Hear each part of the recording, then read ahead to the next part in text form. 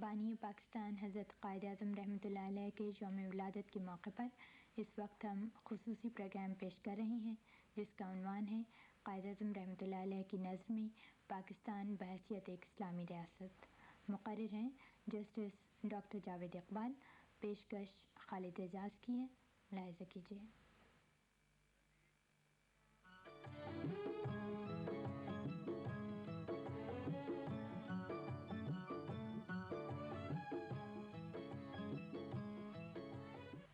خواتین و حضرات، آج کی بحث کا موضوع ہے قائد اعظم کی نظر میں پاکستان بحیثیت ایک اسلامی ریاست۔ تو اس بحث کے لیے جو طریقہ کار میں آپ کے سامنے پیش کر رہا ہوں وہ یہ ہے کہ پہلے تو میں اصول کی وضاحت کروں گا کہ قائد اعظم کے سامنے کون سے اصول تھے جن کی بنیاد پر وہ پاکستان کو ایک اسلامی ریاست کے طور پہ دیکھنا چاہتے تھے، اور اس کے بعد ان اصولوں کی وضاحت کے سلسلے میں قائد اعظم ہی کی تقاریر میں سے اقتباسات آپ کے سامنے پڑھوں گا۔ سب سے پہلا اصول جو آپ کے سامنے ہونا چاہیے وہ ہے مسلم قومیت کا اصول، یا جسے دو قومی نظریہ کہتے ہیں، جس کی بنیاد پر پاکستان قائم ہوا۔ پہلے تو اس بات کی وضاحت کی ضرورت ہے کہ مسلم قومیت سے ہماری کیا مراد ہے۔ اگر مسلم قومیت سے ہماری مراد ہے کہ انگریز اور ہندو کی غلامی سے نجات ان علاقوں میں جہاں مسلمانوں کی اکثریت ہے، وہاں مسلمانوں کی اپنی آزاد اور مقتدر اور اپنی مرضی کے مطابق حکومت کا قیام، اور تیسری چیز ایسی فلاحی ریاست قائم کرنا جس سے مسلمانوں کی روٹی کا مسئلہ جو ہے وہ حل کیا جا سکے، تو پھر سوال پیدا ہوتا ہے کہ یہ جو قوم وجود میں آئی، جو مسلم قومیت کی بنیاد پر وجود میں آئی، تو اس میں بنیادی چیز کیا تھی؟ یعنی جب ہم کہتے تھے پاکستان کا مطلب کیا، لا الہ الا اللہ، تو کیا اس سے مراد یہ تھی کہ کوئی حکومت الہی ہم زمین پر قائم کرنا چاہتے ہیں، یا اس سے مراد یہ تھی کہ جو شخص بھی توحید اور رسالت پر ایمان رکھتا ہے وہ ایک قوم سے تعلق رکھتا ہے؟ مطلب یہ ہے کہ قائد اعظم کے زمانے میں جب تحریک پاکستان شروع ہوئی تو مسلم قومیت سے مراد یہ تھی، یا پاکستان کا مطلب کیا، لا الہ الا اللہ سے مراد یہ تھی کہ جو شخص بھی توحید و رسالت پر ایمان رکھتا ہے وہ مسلمان ہے، اور وہ مسلمانوں کی قوم سے اس کا تعلق ہے۔ یعنی یہ جو تحریک پاکستان تھی یہ کسی ایک فرقے کے مسلمانوں، یا کسی ایک علاقے کے مسلمانوں، یا ایک صوبے کے مسلمانوں، یا کسی ایک رنگ کے مسلمانوں، یا کسی ایک زبان بولنے والے مسلمانوں کے لیے نہیں تھی۔ یہ کسی ایک فرقے یا زبان یا نسل یا علاقے کے مسلمانوں کے لیے تحریک نہیں تھی، یہ سب ان مسلمانوں کے لیے تحریک تھی جو توحید و رسالت پر ایمان رکھتے تھے، خواہ وہ باعمل مسلمان تھے یا بے عمل مسلمان تھے، عقیدے کے مسلمان تھے یا عملی طور پر بھی مسلمان تھے، سارے کے سارے جو توحید اور رسالت پر ایمان رکھتے تھے ان کے لیے یہ تحریک تھی، اور وہی جو تھے ایک قوم تھے۔ یہ ہے وہ بنیادی اصول، اور اسی اصول کی وضاحت قائد اعظم نے اپنی ایک تقریر میں فرمائی ہے جو 21 مارچ 1948 میں انہوں نے دی۔ اس تقریر میں وہ فرماتے ہیں، جب تک آپ اپنی حیات سیاسیہ کے اس صوبائیت کے زہر کو نہیں نکال باہر پھینکیں گے، آپ کبھی ایک سچی حقیقی قوم کے سانچے میں نہ ڈھل سکیں گے، آپ مربوط و متحد نہ ہو سکیں گے، آپ ایک قوم کی حیثیت میں منظم نہ ہو سکیں گے۔ میں چاہتا ہوں کہ آپ پنجابی، سندھی، بلوچی اور پٹھان وغیرہ کی اصطلاحوں میں بات نہ کریں۔ میں مانتا ہوں کہ یہ اپنی اپنی جگہ وحدتیں ہیں، لیکن میں پوچھتا ہوں کیا وہ سبق آپ بھول گئے جو 1300 سال پہلے آپ کو سکھایا گیا تھا؟ میں آپ پر یہ واضح کر دینا چاہتا ہوں کہ یہاں آپ سب باہر کے آئے ہوئے ہیں۔ بس یہ کہنے سے آخر کیا فائدہ ہے کہ ہم پنجابی ہیں یا سندھی ہیں یا پٹھان ہیں؟ نہیں، ہم مسلمان ہیں، اسلام نے ہمیں یہی سبق دیا ہے، اور آپ یقیناً مجھ سے اتفاق کریں گے کہ آپ خواہ کچھ بھی ہوں اور خواہ کہیں بھی ہوں، آپ اول و آخر مسلمان ہیں۔ اب آپ ایک باقاعدہ قوم سے تعلق رکھتے ہیں، اب آپ نے اپنے لیے ایک علاقہ، وسیع علاقہ حاصل کر لیا ہے، یہ سب آپ کی سرزمین ہے۔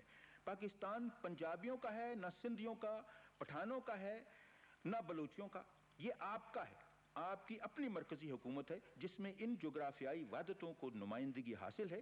اس لیے اگر آپ خود کو ایک قوم، ایک عظیم قوم کے سانچے میں ڈھالنا چاہتے ہیں تو خدا کے لیے اس صوبائی عصبیت کو فوراً ترک کر دیجئے۔ صوبائی عصبیت ایک لعنت ہے، اسی طرح فرقہ واری یعنی شیعہ سنی بھی۔ تو یہ تصور ہے قائد اعظم کا اس اسلامی قومیت کا جو انہوں نے دے رکھا ہے۔ اسی بنیاد پر چونکہ وہ ایک قوم جو مسلم قومیت کے اصول پر منصہ شہود پر آئی کے لیے وطن حاصل کیا گیا، وہ چاہتے تھے کہ یہاں ایک زبان بھی اس قوم کی ہو، اور انہوں نے اپنی زندگی ہی میں اردو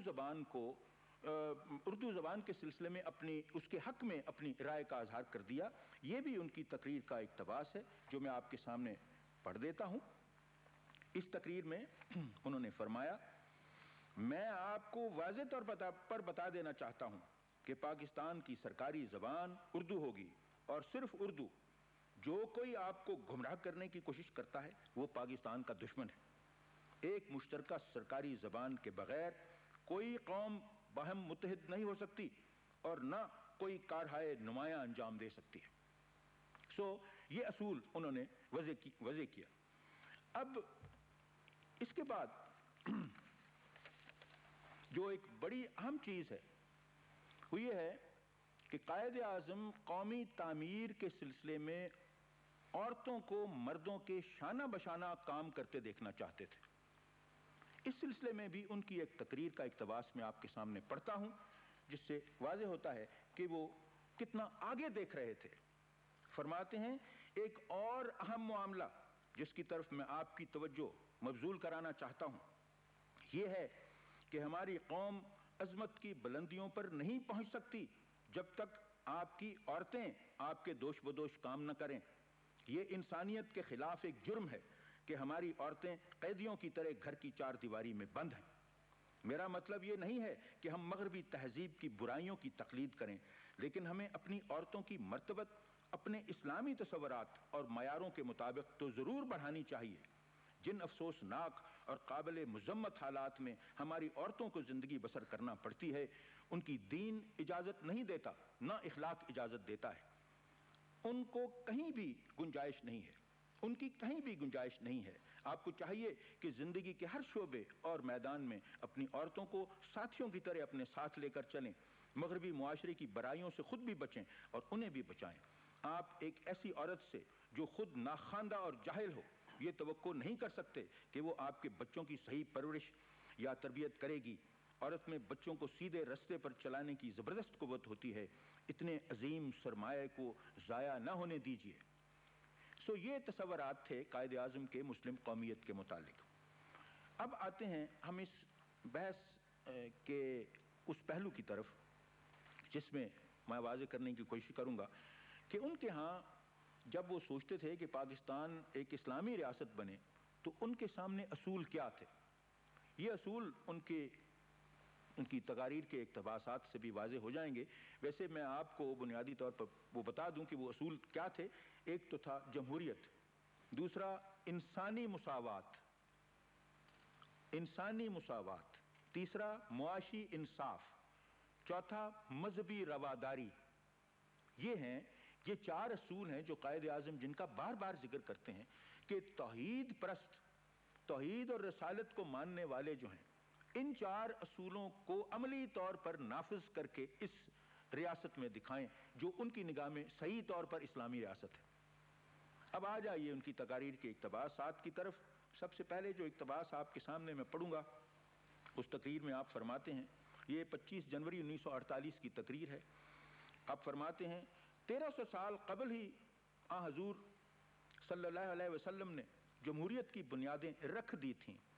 رسول اکرم صلی اللہ علیہ وسلم عظیم مسئلے تھے، عظیم رہنما تھے، عظیم واضح قانون تھے، عظیم سیاستدان تھے اور عظیم حکمران تھے۔ اس میں کوئی شک نہیں کہ جب ہم اسلام کی بات کرتے ہیں تو بہت سے لوگ اسے پسند نہیں کرتے۔ اسلام محض رسوم، روایات اور روحانی تصورات کا مجموعہ نہیں ہے۔ اسلام ہر مسلمان کے لیے ضابطۂ حیات بھی ہے جس کے مطابق وہ اپنی روزمرہ زندگی، اپنے افعال و اعمال اور حتیٰ کہ سیاست و معاشیات اور زندگی کے دوسرے شعبوں میں بھی عمل پیرا ہوتا ہے۔ اسلام سب کے لیے انصاف، رواداری، شرافت، دیانت اور عزت کے اعلیٰ اصولوں پر مبنی ہے۔ توحید ربانی اور مساوات انسانی اسلام کے بنیادی اصول ہیں۔ اسلام میں انسان میں کوئی فرق نہیں ہے۔ مساوات، آزادی اور اخوت اسلام کے اساسی اصول ہیں۔ اب اس کے بعد اگلا اقتباس ہے ان کی تقریروں میں سے، یہ ہے 14 فروری 1948 کی ان کی تقریر ہے۔ فرماتے ہیں، میرا ایمان ہے کہ ہماری نجات کا واحد ذریعہ اس سنہری اصولوں والے ضابطۂ حیات پر عمل کرنا ہے جو ہمارے عظیم واضح قانون پیغمبر اسلام صلی اللہ علیہ وسلم نے ہمارے لیے قائم کر رکھا ہے۔ ہمیں اپنی جمہوریت کی بنیادیں سچے اسلامی اصولوں اور نظریوں پر رکھنی چاہیے۔ اللہ نے ہمیں حکم دیا ہے کہ مملکت کے امور و مسائل کے بارے میں فیصلے مشوروں اور باہمی بحث و تمہیز سے کیا کرو۔ یہ اس اصول کے اسی قرآنی اصول کی بنیاد پر، اسی قرآنی تعلیم کی بنیاد پر جمہوریت جو ہے قائد اعظم کے نزدیک قائم تھی، اور اسی بنیاد پر وہ جمہوریت کو اسلامی ریاست کا پہلا اصول سمجھتے ہیں۔ اب ان کی تقریر کا ایک اور اقتباس میں آپ کے سامنے پڑھتا ہوں جس میں آپ نے فرمایا ہے، یہ ان کی تقریر ہے فروری 1948 کی۔ پاکستان کا دستور ابھی بننا ہے اور یہ پاکستان کی دستور ساز اسمبلی بنائے گی۔ مجھے نہیں معلوم کہ اس دستور کی شکل و حیت کیا ہوگی، لیکن اتنا یقین سے کہہ سکتا ہوں کہ یہ جمہوری نوعیت کا ہوگا اور اسلام کے بنیادی اصولوں پر مشتمل۔ ان اصولوں کا اطلاق آج کی عملی زندگی پر بھی اسی طرح ہو سکتا ہے جس طرح 1300 سال پہلے ہوا تھا۔ اسلام اور اس کے نظریات سے ہم نے جمہوریت کا سبق سیکھا ہے۔ اسلام نے ہمیں انسانی مساوات، انصاف اور ہر ایک سے رواداری کا درس دیا ہے۔ ہم ان عظیم الشان روایات کے وارث ہیں اور امین ہیں، اور پاکستان کے آئندہ دستور کے معماروں کی حیثیت سے ہم اپنی ذمہ داریوں اور فرائض سے بخوبی واقف ہیں۔ اس کے بعد ان کا ایک اور تقریر کا اقتباس ہے، یہ 19 فروری 1948 میں دی گئی۔ اس میں فرماتے ہیں، ہم میں سے بڑی اکثریت کا دین اسلام ہے۔ ہم پیغمبر آخر الزمان محمد صلی اللہ علیہ وسلم کی تعلیم پر عمل کرتے ہیں۔ ہم اسلامی برادری کے ارکان ہیں جس میں سب حقوق، وقار اور عزت نفس کے اعتبار سے برابر ہیں۔ یہی وجہ ہے کہ ہم اتحاد کی ایک بالکل مخصوص اور گہری حس رکھتے ہیں۔ لیکن کوئی غلطی نہ کھائیے، پاکستان تھیوکریسی یا اس سے ملتی جلتی چیز نہیں ہے۔ اسلام کا تقاضا ہے کہ ہم دوسرے مذاہب کے لوگوں سے رواداری کا سلوک کریں۔ ہم ان تمام لوگوں کا خیر مقدم کرتے ہیں، خواہ وہ کسی بھی مذہب یا نسل یا فرقے سے تعلق رکھتے ہوں، جو پاکستان کے سچے اور وفادار شہریوں کی حیثیت سے اپنے فرائض کی انجام دہی کے لیے تیار اور آمادہ ہوں۔ اس کے بعد ایک قائد اعظم کو کسی نے انٹرویو کیا، کسی باہر کے اخبار نویس نے، اور ان سے پوچھا کہ کیا پاکستان سیکولر ریاست ہوگا یا تھیوکریسی؟ تو قائد اعظم نے جواب دیا کہ آپ مجھ سے ایک مضحکہ خیز سوال کا جواب پوچھ رہے ہیں۔ میں نہیں جانتا تھیوکریٹک اسٹیٹ کیا چیز ہے۔ اس پر اس شخص نے انہیں کہا کہ تھیوکریٹک ریاست وہ ہوتی ہے جہاں ایک خاص مذہب کے لوگوں، مثلا مسلمانوں کو تو مکمل شہریت حاصل ہو، لیکن غیر مسلموں کو مکمل شہری قرار نہ دیا گیا ہو۔ اس کا جواب قائد اعظم نے اس طرح دیا، پھر تو جو کچھ میں پہلے کہہ چکا ہوں وہ چکنے گھڑے پر پانی ڈالنے کے مترادف ہے۔ اس سے ظاہر ہو گیا کہ قائد اعظم کی نگاہ میں جو اسلامی ریاست پاکستان میں بننی تھی، یا جس طرح وہ پاکستان کو دیکھنا چاہتے تھے، وہ ایک مذہبی ریاست نہیں تھی، وہ تھیوکریٹک اسٹیٹ نہیں تھی۔ ان کے ذہن میں ان کی جو اسلامی ریاست تھی وہ اس سے مختلف تھی۔ اب ہم آ جاتے ہیں کہ جو آج کے جو بھی مہذب ممالک کے دساتیر ہیں، ان میں جو بھی جمہوری دساتیر ہیں، ان میں حقوق بشر یا جن کو بنیادی انسانی حقوق ہیں ان کا تحفظ کیا گیا ہے۔ تو یہ ایک بڑی عجیب بات ہے کہ جو بھی حقوق انسانی یا حقوق بشر آپ مختلف ممالک کے دساتیر میں دیکھتے ہیں وہ دراصل قرآن مجید میں سارے کے سارے موجود ہیں، بلکہ ان سے اضافاً بھی موجود ہیں۔ اور یہ بھی عجیب و غریب بات ہے کہ قائد اعظم کو قرآن میں جو انسانی حقوق کی تشریح کی گئی ہے اس سے وہ پوری طرح سے باخبر تھے۔ مثلا قرآن کی آیات سے میں آپ کے سامنے ثابت کر سکتا ہوں کہ اس میں فرض کیجئے قانون کے روبرو تمام شہریوں کی مساوات، نیز مرتبے اور مواقع کی برابری کے متعلق قرآنی آیات موجود ہیں، ضمیر، اعتقاد اور مذہب کی آزادی کے متعلق قرآنی آیات موجود ہیں۔ مثلا آپ سب اس قسم کی قرآنی آیات سے واقف ہوں گے جس میں اللہ تعالیٰ فرماتے ہیں، میں آپ کے سامنے عربی کی آیت نہیں پڑھ رہا بلکہ اس کا اردو ترجمہ آپ کے سامنے پڑھ رہا ہوں۔ مثلا اللہ تعالیٰ نے فرمایا ہے قرآن مجید میں، دین کے معاملات میں کوئی زبردستی نہیں، لا اکراہ فی الدین، آپ اس سے مانوس ہوں گے۔ پھر اسی طرح اللہ تعالیٰ فرماتے ہیں، اور اگر تمہارا رب چاہتا تو تمام روئے زمین کے لوگ سب کے سب ایمان لے آتے، تو کیا تم لوگوں پر زبردستی کر سکتے ہو کہ ایمان لے آویں؟ پھر فرمایا، اور اگر اللہ کو منظور ہوتا تم مشرک شرک نہ کرتے، اور ہم نے تمہیں ان کا نگران نہیں بنایا اور نہ تم ان کے لیے ذمہ دار۔ پھر یہ ایک اور بڑی اہم قرآنی آیت ہے جس میں اللہ تعالیٰ فرماتے ہیں، اور اگر اللہ نے طاقتور حملہ آوروں کے تدارک کے لیے مسلمانوں کی جماعت پیدا نہ کی ہوتی تو عیسائیوں کے کلیسا، یہودیوں کے عبادت خانے، خانقاہیں اور مسجدیں جن میں اللہ کی پرستش بکثرت کی جاتی ہے سب منہدم ہو گئے ہوتے۔ اب اس آیت کی روشنی میں دیکھیں مسلمانوں پر فرض عائد ہو جاتا ہے کہ وہ غیر مسلم اقلیتوں کے نہ صرف عبادت گاہوں کا تحفظ کریں بلکہ ان کے حقوق، ان کے تمدن، ان کے مذہب کا بھی تحفظ کریں۔ سو اسلام ایک ایسا دین ہے جو دوسرے مذاہب کو بھی ایسی تعظیم دیتا ہے اور مسلمانوں پر فرض عائد کرتا ہے کہ آپ کی سلطنت میں یا آپ کی ریاست میں اگر غیر مسلم موجود ہیں تو ان کو بھی وہی تحفظ فراہم کیا جائے جو آپ خود جس تحفظ کے آپ خود کوشاں ہیں۔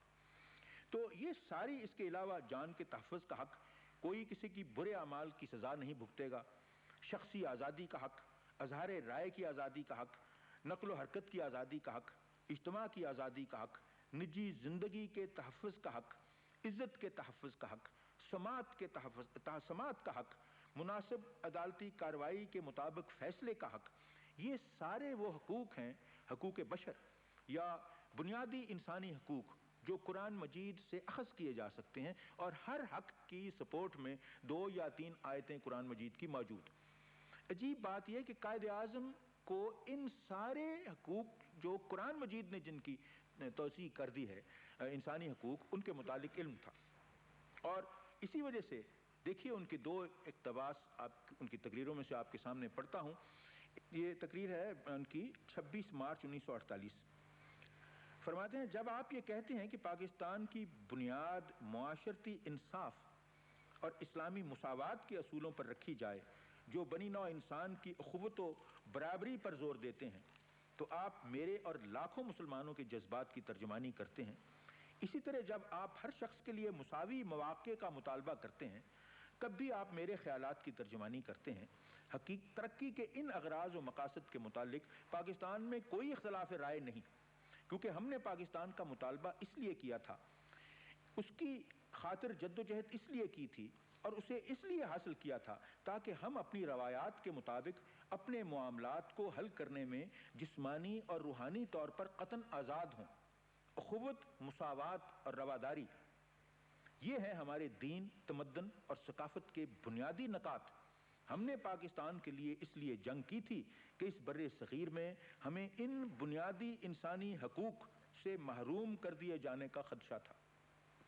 تو یہ ایک ان کی تقریر کا اقتباس ہے، اور دوسرا جو اقتباس ہے یہ ان کی مشہور تقریر ہے جس کو بہت زیادہ غلط معنی پہنائے گئے ہیں۔ یہ ان کی تقریر ہے 11 اگست 1947، اور یہ بھی انسانی حقوق کے تحفظ ہی کے سلسلے میں انہوں نے ارشاد فرمایا تھا، اور آپ یہ سنیے۔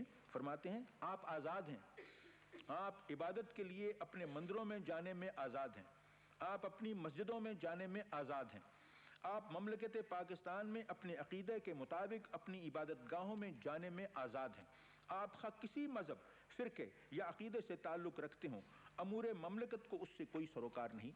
ہم اس زمانے میں آغاز کر رہے ہیں جبکہ دو فرقوں کے درمیان کسی قسم کا امتیاز روا نہیں رکھا جاتا، جبکہ ایک فرقے کو دوسرے فرقے پر رنگ یا نسل کی وجہ سے ترجیح نہیں دی جاتی۔ ہم اس بنیادی اصول سے آغاز کر رہے ہیں کہ ہم سب ایک ہی مملکت کے شہری ہیں اور برابر کے شہری، بس ہمیں اس نصب العین کو ہر وقت اپنے سامنے رکھنا چاہیے، اور آپ وقت کے ساتھ ساتھ دیکھیں گے کہ نہ ہندو ہندو رہے گا اور نہ مسلمان مسلمان، مذہب کے معنوں میں نہیں، کیونکہ یہ تو ذاتی عقیدے کا معاملہ ہے، بلکہ سیاست کے معنوں میں جب ہر شخص مملکت کا شہری ہوتا ہے۔ تو یہ انہوں نے واضح کر دیا کہ کس قسم کے انسانی حقوق اس اسلامی ریاست میں ہوں گے جس کی بنیاد مذہبی رواداری پر، معاشی انصاف پر اور اس کے ساتھ ہی اخوت پر اور انسانی جو ہے برابری، اس کے ان اصولوں پر نافذ کی جائے گی۔ ظاہر ہو گیا کہ قائد اعظم نے جو اپنے تصورات ہمیں پیش کر رکھے ہیں، ان کے سامنے جو اصول تھے ایک اسلامی ریاست کے، وہ اصول کیا تھے؟ اب میں آتا ہوں جو عملی صورت ہے اس کی طرف، کہ وہ کس قسم کا نظم حکومت یعنی جمہوریت کی کون سی شکل کو یہاں دیکھنا پسند فرماتے تھے۔ اس ضمن میں بھی ان کی جو معروف تقریر ہے وہ واضح کرتی ہے کہ فرماتے ہیں، اور یہ کہتے ہیں نظریہ پاکستان، کہتے ہیں نظریہ، اس تقریر میں یہ ان کا انٹرویو ہے 8 نومبر 1945 کا، جس میں فرماتے ہیں نظریہ پاکستان اس امر کی ضمانت دیتا ہے کہ قومی حکومت کی وفاقی وحدتوں کو ویسی خود مختاری حاصل ہو جیسی آپ کو ریاستہائے متحدہ امریکہ، کینیڈا اور آسٹریلیا کے دساتیر میں نظر آتی ہے، لیکن چند اہم اختیارات مرکزی حکومت کے حوالے رہیں گے، مثلا نظام مالیات، قومی دفاع اور دیگر وفاقی ذمہ داریاں۔ ہر وفاقی وحدت یا صوبے کا اپنا مقننہ، عاملہ اور عدلیہ کا نظام ہوگا۔ حکومت کے یہ تینوں شعبے اپنی آئینی ترکیب و تشکیل میں آزاد اور خود مختار ہوں گے۔ پھر اب سوال یہ پیدا ہوتا ہے کہ اس سے تو یہ حقیقت واضح ہو گئی کہ جس جمہوریت کی شکل جس اسلامی جمہوریت کی شکل وہ دیکھنا چاہتے تھے پاکستان میں، وہ وفاقی نظام جمہوریت تھا، جس میں ہر وفاقی یونٹ یا وحدت جو ہے اس کے حقوق کا تحفظ اسی طرح کیا جائے جیسے انسانی حقوق میں فرد کا تحفظ کیا جاتا ہے، خواہ اس کا تعلق کسی بھی مذہب یا عقیدے یا نسل یا قوم سے ہو۔ اب ایک اور جگہ پر یہ واضح کرنے کی کوشش کرتے ہیں کہ کیا یہ ایک سوال ہے کہ کیا قائد اعظم شخصی حکومت یا یک جماعتی حکومت کے نظام کو پسند کرتے تھے؟ اس سلسلے میں بھی قائد اعظم نے بڑے واضح طور پر کہہ دیا ہوا ہے کہ وہ یک جماعتی نظام کو ناپسند فرماتے تھے۔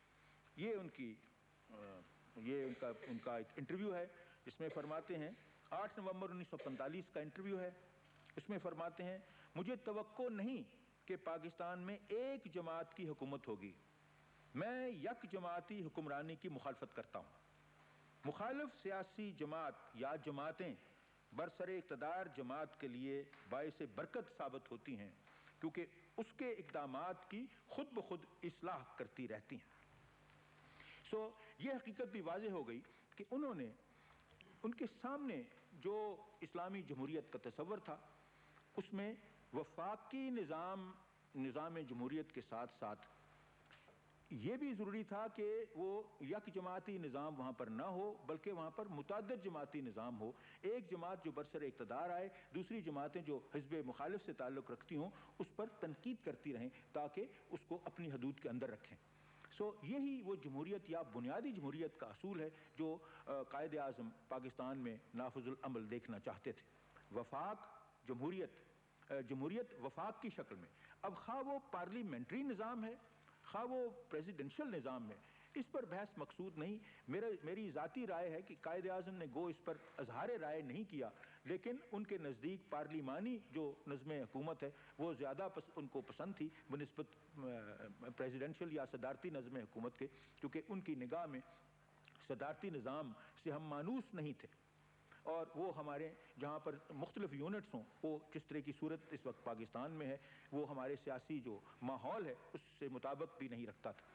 لہٰذا انہوں نے ہمیشہ پارلیمانی جمہوری نظام جو کہ وفاق کی بنیادوں پر قائم ہو اس کو ہی اسلامی نظام کے مترادف سمجھا. لیکن میں جس طرح عرض کر رہا ہوں کہ اصول جو ہیں انہوں نے اصول ہمارے سامنے واضح کیے ہیں، اور اب آ جائیے ان اصولوں کا احاطہ ایک دفعہ پھر کر لیں جو ان اقتصابات سے آپ کے سامنے میں نے واضح کرنے کی کوشش کی ہے. پہلا اصول تو یہ ہے کہ قائد اعظم کے نزدیک پاکستان میں قومی یکجہتی اور استحکام کی بنیاد جو ہے وہ مسلم قومیت کا اصول ہے. مسلم قومیت کا اصول اگر آپ سامنے رکھیں گے تو تبھی آپ کی قومی یکجہتی جو ہے وہ قائم رہ سکتی ہے، اور اسی صورت میں آپ کا ملی استحکام بھی قائم رہ سکتا ہے. مسلم قومیت کا اصول سب سے مقدم پاکستان کے تحفظ کی خاطر. دوسرا جو اصول قائد اعظم نے ہمیں جو رستہ دکھایا ہے وہ ہے کہ آپ پاکستان میں ایک قومی زبان یعنی اردو کو اختیار کرنے کے حق میں وہ رائے کا اظہار کر چکے ہیں، اور اب بھی پاکستان کی سرکاری زبان جو ہے وہ اردو ہی ہے. تیسرا اصول، آپ مسلم خواتین کو قیدیوں کی طرح گھر کی چار دیواری میں بند رہنے کی بجائے زندگی کے ہر شعبے میں مردوں کے دوش بدوش کام کرتے دیکھنا چاہتے تھے. یہ تیسرا اصول. چوتھا، آپ کے نزدیک پاکستان میں فلاحی اسلامی ریاست کے قیام کے لیے بنیادی اصول یہ تھے: جمہوریت، انسانی مساوات، معاشی انصاف اور مذہبی رواداری. اس کے بعد اگلا اصول، آپ پاکستان میں فلاحی اسلامی ریاست میں بنیادی انسانی حقوق کے تحفظ کے خواہاں تھے. اگلا اصول، آپ یہاں وفاقی نظام جمہوریت کا انعقاد چاہتے تھے. اور آخر میں آپ شخصی حکومت اور یک جماعتی نظام کے خلاف تھے. یہ ہیں وہ اصول جو قائد اعظم نے ہمارے سامنے رکھے ہیں. اب یہاں میں اس بحث کو ختم کرتا ہوں، اور اب آپ اگر مجھ سے کوئی سوال کرنا چاہیں تو ایسے اس بحث کے بعض پہلو ایسے ہیں جو آپ کے سوالات ہی میں کور ہو سکتے ہیں. میں نے صرف اصولوں کی وضاحت کی ہے قائد اعظم کے اقتباسات کی روشنی میں. جناب رجسٹر صاحب، آپ نے قائد اعظم علیہ رحمت کے ریاست سے متعلق نظریات کی بہت ہی خوبصورت اور متدلل انداز سے وضاحت کی ہے، لیکن حضرت قائد اعظم کی 11 اگست کی تقریر سے متعلق بعض حضرات کا خیال ہے کہ وہ پاکستان کو ایک سیکولر ریاست بنانا چاہتے تھے. یہ خیال کہاں تک درست ہے یا کہاں تک غلط ہے، اس کی وضاحت فرما دیں. شکریہ. یہ سوال بڑا اہم ہے چونکہ اس پر اس ملک میں کئی دفعہ بحث ہو چکی ہے. میں سمجھتا ہوں کہ یہ استدلال غلط ہے کہ قائد اعظم کی جو 11 اگست کی 1948 کی تقریر ہے اس سے اس قسم کا نتیجہ اخذ کیا جائے. لیکن یہاں میں یہ بھی واضح کر دینا چاہتا ہوں کہ یہ درست ہے کہ قائد اعظم کے نزدیک پاکستان تھیوکریٹک ریاست یا مذہبی ریاست نہیں تھی، یا وہ نہیں چاہتے تھے کہ وہ مذہبی ریاست بنے جس کو تھیوکریٹک سٹیٹ کہتے ہیں. لیکن سوال یہ پیدا ہوتا ہے کہ سیکولر ریاست کا مطلب کیا ہے؟ سیکولر ریاست کو عام طور پر لادین ریاست کہا جاتا ہے. لادین ریاست سے مراد یہ ہے جس کا کوئی مذہب نہ ہو. اب ریاست کوئی آدمی یا فرد تو نہیں ہے جس کا کوئی مذہبی عقیدہ ہو. ریاست تو ایک غیر مرئی شے ہے، اس لیے ریاست کا کوئی اپنا مذہب یا کوئی اپنا عقیدہ تو نہیں ہو سکتا. سوال یہ ہے کہ اس کو دنیاوی ریاست بھی کہتے ہیں. مطلب اس کا یہ ہے کہ ایک ایسی ریاست جو مذہب سے تو لا تعلق ہو، لیکن جو یعنی مذہب سے لا تعلق ہو یا عبادات سے لا تعلق ہو، لیکن جو دنیاوی معاملات ہیں ان کے مطابق حکومت جو ہے وہ چلائے، اس کو سیکولر ریاست کہتے ہیں. تو اب صورت یہ ہے کہ سیکولر ریاست کی اس وقت دنیا میں 2 قسمیں ہیں. ایک تو سیکولر ریاست وہ ہے جو اشتراکی نظام نے قائم کر رکھی، اس کی بنیاد دہریت پر ہے اور وہ مذہب کے خلاف ہے، وہ مذہب کو سپریس کرتی ہے. دوسری جو سیکولر ریاست ہے وہ سرمایہ دارانہ نظام یا مغرب کے کیپٹلسٹک جمہوری نظام جو ہے اس نے نافذ کر رکھی ہے. یہ جو سیکولر سٹیٹ ہے یہ ایک بیوپاری معاشرے یا مارکیٹ سوسائٹی کا تخیل ہے. یہ مذہب سے لا تعلق یا انڈیفرنٹ ٹو ریلیجن ہے. اس بنیاد پر کہ وہ چاہتے ہیں کہ ہماری چیزیں لوگ خریدیں. اب میں اگر دکاندار ہوں اور میں ایک بیوپاری معاشرے سے تعلق رکھتا ہوں اور میری خواہش ہے کہ میرے جو سامان ہے، میری مرچنڈائز جو ہے وہ بکے، تو میں تو مذہب سے لا تعلق ہوں گا، مجھے اس سے تعلق نہیں ہوگا کہ آپ مسلمان ہو، عیسائی ہو یا یہودی ہو، میری تو یہ دلچسپی ہوگی کہ میرا سامان بکے. سرمایہ دارانہ نظام نے ایک ایسا سیکولر نظام اصطلاح کے وہ معنی کر رکھے ہیں جس میں وہ مذہب سے انڈیفرنٹ ہیں یا مذہب سے لا تعلق ہے، اور جہاں تک اشتراکی نظام ہے اس کے ہاں جو دہریت کی بنیاد پر قائم ہے، مذہب کی مخالفت کی جاتی ہے. لیکن ایک ایسا نظام جس میں ہر مذہب کو تحفظ فراہم کیا جائے جس طرح کہ اسلام کرتا ہے، وہ نظام کیا ہوگا؟ کیونکہ اس میں ہر مذہب کے تحفظ کی ہدایت ہے، اور اسلامی جو طریقہ کار رہا ہے ریاست میں، اس میں ہمیشہ دیگر مذاہب جو اسلام کے علاوہ دیگر مذاہب ہیں ان کے بھی جو اصول ہیں ان کو تسلیم کیا گیا ہے. مثلا آپ ایک ایگزامپل دے لیں، مغلوں کا یہ طریقہ کار برِ صغیر میں جب ان کی حکومت تھی تو یہ تھا کہ ہندو جو تھے وہ اپنے شخصی قانون کے تحت ان کے قضیوں کے فیصلے ہوتے تھے، مسلمانوں کے اپنے قانون کے تحت. مثلا مسلمانوں میں اگر فرقے ہیں، یہاں پر شیعہ اور سنی ہیں، سنی میں سے زیادہ تر پہ حنفی ہیں، اس لیے یہاں پر حنفی قانون شخصی قانون ہے مسلمانوں کا، جس کو پرسنل لا کہتے ہیں. شیعہ جو ہے ان کی امامیہ کوڈ ہے اور وہ گورن ہوتے ہیں اپنے پرسنل لا سے. ہندوؤں کی یہاں پر جو قانون ہے شخصی قانون وہ علیحدہ ہے، ہندو جو ہیں وہ اپنی شخصی قانون کے تحت گورن ہوتے ہیں، عیسائی اپنے شخصی قوانین کے تحت گورن ہوتے ہیں. اس کا مطلب یہ ہے کہ قوانین جو ان کے شخصی قوانین ہیں ان کو تحفظ دے کر ہم نے یہ ثابت کیا ہے کہ اسلام ایک ایسا نظام ہے جس میں ہر مذہب کا اگر کوئی اپنا قانون ہے تو اس کو تحفظ فراہم کیا گیا ہے، اس کے تمدن کو تحفظ فراہم کیا جائے اور ان کے عقیدے یا ان کی عبادت گاہوں کو تحفظ فراہم کیا جائے. تو یہ جو طریقہ کار ہے، یہ ریاست جو دوسرے مذاہب کی عزت کرتی ہے اور ایسی جمہوریت کے انعقاد کی حامل ہے جو کہہ لیجئے ایک روحانی طرح کی جمہوریت ہو یا روحانی جمہوریت ہو جس میں ہر مذہب جو ہے اس کا احترام کیا جائے اور مذہبی رواداری کی ایک ایسی مثال قائم کی جائے جو دنیا دیکھے، تو اس حکومت کو یا اس نظام کو آپ کیا کہیں گے؟ وہ سیکولر تو نہیں ہوگا، وہ تھیوکریٹک بھی نہیں ہوگا، وہ اسلامی ہی ہوگا. اور اس ضمن میں آپ کے سامنے ایک اقبال کا اقتباس بھی پڑھ دوں، یہ انگریزی میں ہے اور ان کے ریکنسٹرکشن لیکچرز میں سے ہے. اس کو ذرا غور سے سنیے اور دیکھیں اس میں کیا پیغام ہے جو دیا جا رہا ہے. یہ فرماتے ہیں، In view of the basic idea of Islam that there can be no further revolution binding on man, we ought to be spiritually one of the most emancipated peoples on earth. Early Muslims, emerging out of the spiritual slavery of pre-Islamic Asia, were not in a position to realize the true significance of this basic idea. Let the Muslim of today appreciate his position, reconstruct his social life in the light of ultimate principles, and evolve out of the hitherto partially revealed purpose of Islam that spiritual democracy which is the ultimate aim of Islam. اب اس سے آپ اندازہ کیجئے، اس کی روشنی میں آپ قائد اعظم کی 11 اگست 1948 کی تقریر کو سمجھنے کی کوشش کیجئے. تو اسلام میں جو ریاست کا تصور ہے، جو اسلامی ریاست کا تصور قائد اعظم یا اقبال کے ہاں پایا جاتا ہے، وہ تو تصور اس قسم کا ہے جس میں ایک انسانی اتحاد اور اس کے ساتھ ہی روحانی جمہوریت کا قیام ہے.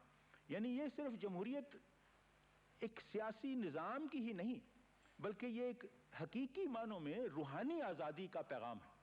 تو اس اعتبار سے دیکھا جائے تو قائد اعظم یقینی طور پر اس قسم کی سیکولر ریاست کے قائل نہیں تھے جو روس میں یا جو مغربی یورپ میں نافذ ہے، لیکن وہ یقینی طور پر ایک ایسی اسلامی ریاست کا انعقاد اپنے ملک میں دیکھنا چاہتے تھے جس میں مذہبی جمہوریت ہو اور روحانی جمہوریت ہو، اور ہر شخص جس کا کوئی بھی عقیدہ ہو ایک فخر سے اپنا سر بلند کر کے کہہ سکے کہ ہم اس اسلامی ریاست کے باشندے ہیں۔ جناب ڈاکٹر صاحب، قرارداد مقاصد یعنی آبجیکٹو ریزولوشن قائد اعظم کی وفات کے 6 ماہ بعد یعنی 12 مارچ 1949 کو پاس کی گئی۔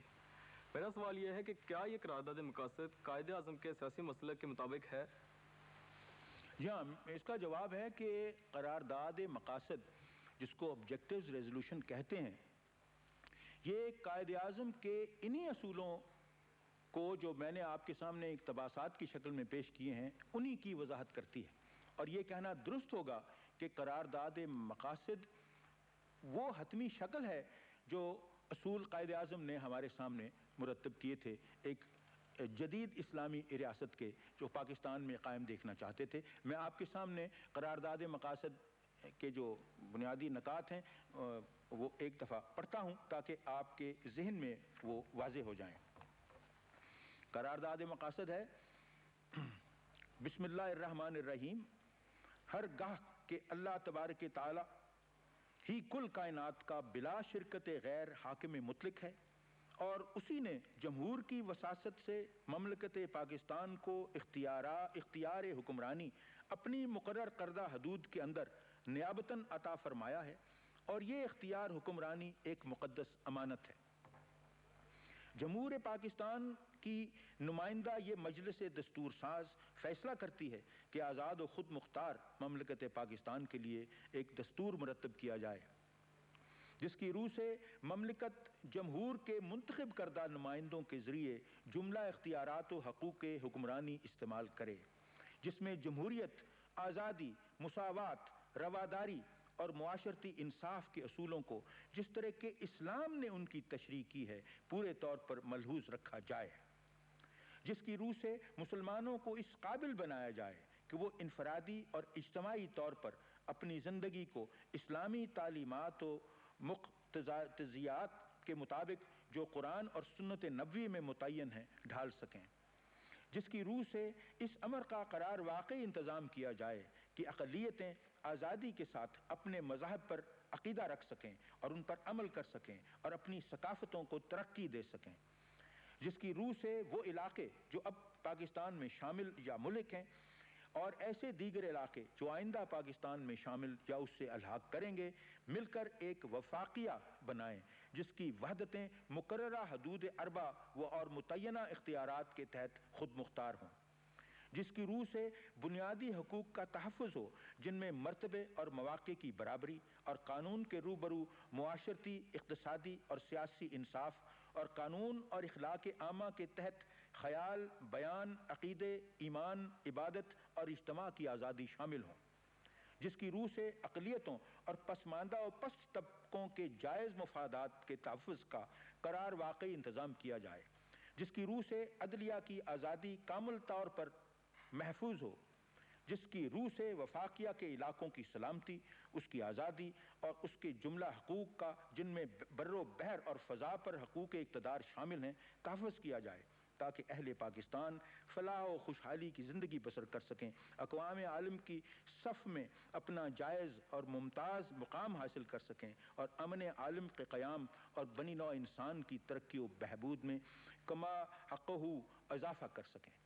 یہ ہے قرارداد مقاصد۔ اب آپ خود یہ فیصلہ کر لیجئے کہ قرارداد مقاصد کی جو شقیں میں نے آپ کے سامنے پڑھی ہیں کیا وہ ان اقتصابات کے ساتھ مطابقت نہیں رکھتی جو قائد اعظم کی تقاریر میں آپ کے سامنے میں نے پیش کیے ہیں؟ تو میرا خیال یہ ہے کہ آپ اس نتیجے پہ پہنچیں گے کہ قرارداد مقاصد انہی تصورات پر مبنی ہے۔ میرا سوال یہ ہے جی کہ قرارداد مقاصد قائد اعظم کی زندگی میں کیوں نہ پیش کی گئی، اس کی کیا وجہ ہے؟ ہاں، یہ بھی بڑا دلچسپ سوال ہے، اور بالخصوص جو یہ کہتے ہیں کہ قائد اعظم کی 11 اگست 1948 والی تقریر سے یہ ثابت ہوتا ہے کہ وہ پاکستان میں سیکولر ریاست دیکھنا چاہتے تھے، ان کا یہ استدلال ہے کہ قرارداد مقاصد قائد اعظم کی وفات کے بعد اس لیے پیش کی گئی یا منظور کی گئی چونکہ قائد اعظم اگر زندہ ہوتے تو وہ اسے قابل قبول نہ سمجھتے، یہ ان کا استدلال ہے۔ میں آپ کو بتاتا ہوں کہ قرارداد مقاصد کو قائد اعظم کی زندگی میں منظور کرنے کی ضرورت کیوں نہ پیش آئی، اس کی بنیادی وجہ یہ ہے کہ پاکستان میں ہر شخص کو، جو بھی پاکستان کا شہری تھا، قائد اعظم کے سیاسی نصب العین یا سیاسی مسلک پر پورا اعتماد اور اعتقاد تھا. اس لیے یہ ضرورت پیش نہ آئی کہ قرارداد مقاصد جو ہے وہ ان کی حیات میں منظور کی جائے. یہ ان کی وفات کے بعد اس لیے منظور کی گئی کہ ان کی وفات کے بعد جن لوگوں نے حکومت سنبھالی یا نظم حکومت پر وہ آئے، انہوں نے اپنے طور پر یہ واضح کرنے کی کوشش کی کہ ہم اس حکومت کو انہی اصولوں پر چلائیں گے جو قائد اعظم نے مرتب کر رکھے ہیں، اور اس وجہ سے انہوں نے قرارداد مقاصد جو ہے وہ پاس کی. یہ پاس کرنے کا مطلب یہ تھا کہ ہم قائد اعظم کے ان اصولوں کے پابند ہیں جو انہوں نے اپنی تقاریر میں وضع کر دیے ہیں. اس لیے قرارداد مقاصد کو منظور کرنے کی ضرورت قائد اعظم کی زندگی میں پیش نہ آئی، بلکہ ان کی زندگی کے بعد جو حکمران بنے اس ملک کے، انہیں یہ ضرورت پیش آئی کہ وہ واضح کر دیں عوام پر کہ ہم ان اصولوں کے پابند ہیں جو قائد اعظم نے مرتب کر رکھے ہیں. ڈاکٹر صاحب، کیا پاکستان کے مختلف دساتیر قائد اعظم کے سیاسی نصب العین کی عکاسی کرتے رہے ہیں؟ جی ہاں، میں سمجھتا ہوں کہ پاکستان یہ بہرحال اس ایک اعتبار سے تو یہ ہماری بدقسمتی ہے کہ پاکستان میں ایک دستور جو ہے وہ ہی نہیں بنا، بلکہ یہاں پر مختلف دساتیر جو ہیں وہ وجود میں آتے رہے ہیں. لیکن آپ محسوس کیجئے کہ جب بھی یہاں کوئی دستور بنا ہے، خواہ وہ 56 کا ہو، خواہ وہ 62 کا ہو، خواہ وہ 73 کا ہو، جو بھی دستور یہاں بنا ہے اس میں قرارداد مقاصد ہمیشہ ایک پریامبل کی شکل میں موجود تھی. اور اس کے علاوہ دوسرے جو گائیڈنگ پرنسپلز اسٹیٹ پالیسی کے ہیں، ان میں بھی انہی اصولوں کی وضاحت کر دی گئی ہے. اور اس کے بعد جو نظام حکومت یہاں پر ان دساتیر کے ذریعے نافذ الامر رہا ہے، اس میں بھی آپ دیکھیں گے کہ وفاقی نظام ہی ہے، اور اس کے ساتھ ہی جو وفاق کے علاوہ جو پارلیمنٹری جمہوریت کا نظام ہے اس کو بھی نافذ العمل کرنے کی کوشش ہوتی رہی ہے. لیکن میں یہ سمجھتا ہوں کہ دساتیر بجائے خود ان آئیڈیلز یا ان اصولوں کو حاصل نہیں کرتے. اس کے لیے قوم کو تیار کرنا چاہیے، اور قوم کی جو تیاری ہے وہ ہے کئی دیگر ذرائع کے ساتھ، اور ان کی طرف توجہ دینے کی ضرورت ہے. مثلاً دستور کے ذریعے آپ مذہبی رواداری یا قومی یکجہتی وہ اس طریقے سے پیدا نہیں کر سکتے. اس کے لیے کسی اور قوت کی ضرورت ہے. مثلاً تعلیمی اداروں میں اس کو ماحول اس طرح کا دیا جائے، آئندہ نسلیں جو بڑھ رہی ہیں، ہمارا تعلیمی نصاب اس قسم کا ہو جو قائد اعظم کے نظریات پر مشتمل ہو. آپ نے دیکھا ہوگا کہ ہمارے ہاں جو بھی بالخصوص طلباء کی انجمنیں ہیں اور جو بھی کہہ لیجئے ایسے ادارے ہیں جن کو ہم تعلیمی ادارے کہتے ہیں، وہاں پر ایک طرح کی تصادم کی فضا موجود ہے. ضرورت اس چیز کی ہے کہ قائد اعظم کے جو اصول ہیں وہ صرف آئین ہی کے ذریعے نافذ نہ کیے جائیں، بلکہ انہیں ہم اپنی اخلاقی زندگی میں اپنانے کی کوشش کریں. اور میں سمجھتا ہوں کہ یہ تعلیمی اداروں کے ذریعے ہی ہو سکتا ہے. تعلیمی ادارے اس کی ایک صورت ہے. دوسری اور بھی صورتیں ہیں، اس میں کس طرح کا معاشی نظام جو ہے وہ کس طرح کا نافذ کیا جائے، کس طرح کی انڈسٹریل پالیسی ہو، اور کس طرح ایک صوبے کو دوسرے صوبے پر ڈیپینڈنٹ کر دیا جائے تاکہ وہ اس طرح ایک دوسرے کے ساتھ منسلک ہو جائیں کہ اس میں اس ماحول میں بھی قومی یکجہتی پیدا ہو. مثلا اگر اس قسم کا طریقہ کار ہو کہ اگر ایک انڈسٹری کا را میٹیریل جو ہے وہ ایک صوبے سے آتا ہے تو اس کی جو پروڈکٹ کی شکل ہے وہ دوسرے صوبے میں ہو، تاکہ ایک جگہ سے ایک چیز آئے اور دوسرے صوبے میں ان کے آپس میں روابط پیدا ہوں. سو اس میں انڈسٹریل پالیسی کا آنا ضروری ہے. اس میں تعلیم کا تو بہت ہی اہم کردار ہے، اور دیگر چیزیں بھی ہیں جن سے آپ قومی یکجہتی کی فضا جو ہے اس کو پیدا کرنے میں مدد دی جا سکتی ہے. صرف دساتیر میں اس کو نافذ العمل دیکھنے سے یہ مسئلہ حل نہیں ہوگا. اور آپ نے دیکھا ہے کہ اس مسئلے میں دساتیر کے مسئلے میں ہم کوئی کامیاب نہیں ہوئے، کیونکہ یہاں پر ایک دستور آتا ہے تو 10 سال کے بعد کوئی نہ کوئی ایسی صورت پیدا ہوتی ہے کہ اس ملک میں مارشل لا نافذ ہو جاتا ہے، پھر وہ دستور کا لازم ہوتا ہے، پھر ایک نیا دستور بنتا ہے، تو یہ سلسلہ جو ہے یہ ختم ہونا چاہیے۔ ایک دستور کی اتنی اہمیت ہونی چاہیے کہ اس کو کسی صورت میں بھی اس میں رد و بدل جو ہے اس کو نہیں کیا جانا چاہیے۔ تو میں سمجھتا ہوں کہ ہم اپنی طرف سے تو کوشاں رہے ہیں پاکستان کی تاریخ میں مختلف دساتیر کے ذریعے قائد اعظم کے نظریات اور ان کے اصول جو ہیں ان کو اپنانے کی خاطر، لیکن میں سمجھتا ہوں کہ ابھی یہ تگ و دو یا جد و جہد جاری ہے، ہم ان اصولوں کو حقیقی معنوں میں پا نہیں سکے۔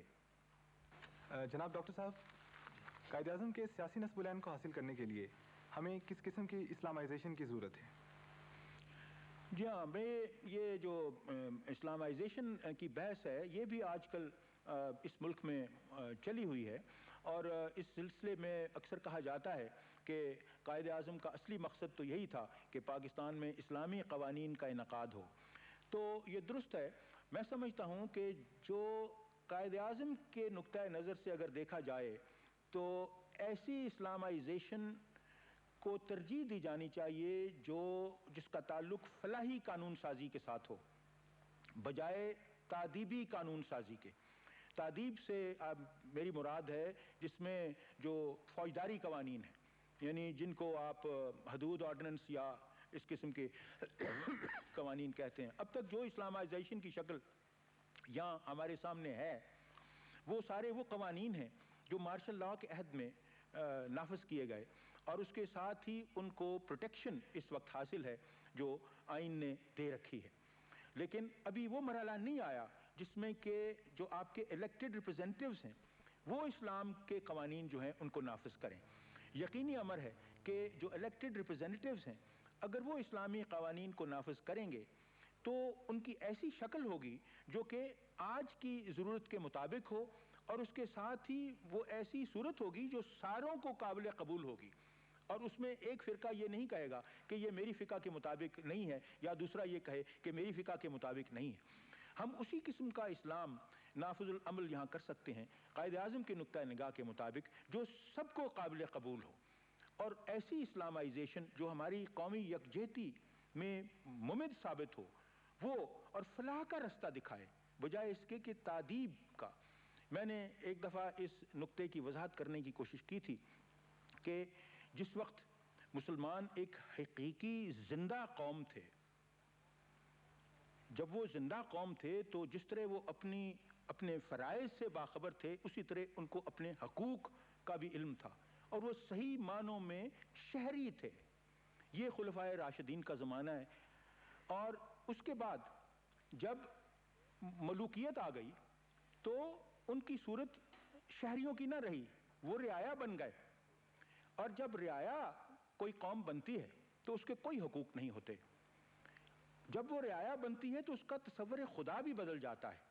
ایک شہری کا تصور خدا جو ہے وہ حبیب کا تصور ہے، اور ایک رعایا کا تصور خدا جو ہے وہ ایک جابر کا تصور ہے۔ وہ خدا اس میں جابر اور آمر کی صورت اختیار کر لیتا ہے، اور خدا خوفی سلطان خوفی کے مترادف سمجھی جاتی ہے۔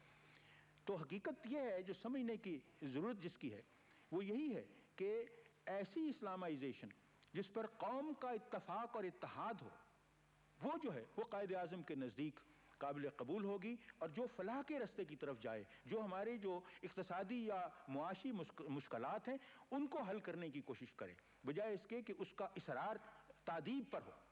فقیت اس کو دینی چاہیے جو فلاح کا رستہ دکھاتی ہے، اسلامی قانون سازی۔